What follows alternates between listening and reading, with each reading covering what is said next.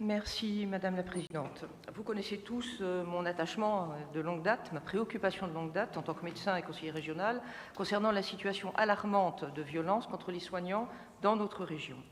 En Provence-Alpes-Côte d'Azur, tous nos professionnels de santé, médecins, infirmiers, aides-soignants, font face à une violence quasi généralisée. En 2024, 50% des infirmiers en maison de santé rapportent des agressions verbales ou physiques. On dénombre 1671 signalements, sûrement 3 fois plus. 439 agressions de médecins libéraux, 2 fois plus qu'en 2023, les 2 tiers dans les Bouches-du-Rhône, sûrement beaucoup plus aussi. Mais oui, parce qu'en dehors du manque de temps pour signaler, une certaine résignation aussi, et au-delà de la froideur des chiffres, il y a une vraie sous-déclaration. Il y a aussi la crainte des rétorsions. C'est la loi du silence qui s'installe. On conseille au personnel des cabinets de santé de ne rien dire, de ne pas réagir. On a peur. La peur de ce qui peut arriver si on cafte, la peur de voir son cabinet volé ou vandalisé, la peur de reprendre sa voiture le soir, surtout l'hiver, la peur de la retrouver fracassée, la peur d'être suivi, la peur d'être frappé, et maintenant, chers collègues, la peur d'être tué. Ici même, des médecins et des personnels sociaux d'une maison de solidarité ont été obligés de déménager parce que les narcos étaient rentrés carrément dans la structure et ils étaient menacés de mort. Cette effrayante réalité qui sévit partout, la notion de zone prioritaire, à mon avis, a vécu, pas que dans les grandes villes. Nous la dénoncions ici même il y a 8 ans et elle conduit à un exode massif des soignants. Selon la thèse récente d'Alexandra Galuzzi, de nombreux médecins libéraux quittent la profession, précisément, je cite, quand ils ont pris conscience que leur intégrité physique et mentale était mise en danger. Face à cette situation que vous avez refusé de voir depuis des années, les mesures que vous prenez avec l'ARS arrivent bien trop tard.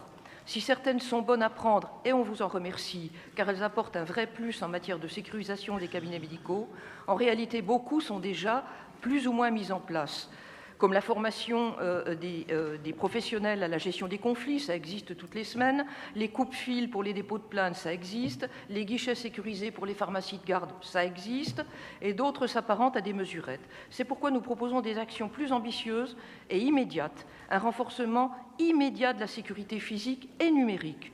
Mettons en place un vrai plan d'urgence anti-violence, avec un déploiement rapide de caméras de surveillance intelligentes dans les cabinets médicaux et dans nos maisons régionales de santé. L'IA pour la détection d'agressions couplée aux boutons d'alerte connectés directement aux forces de l'ordre.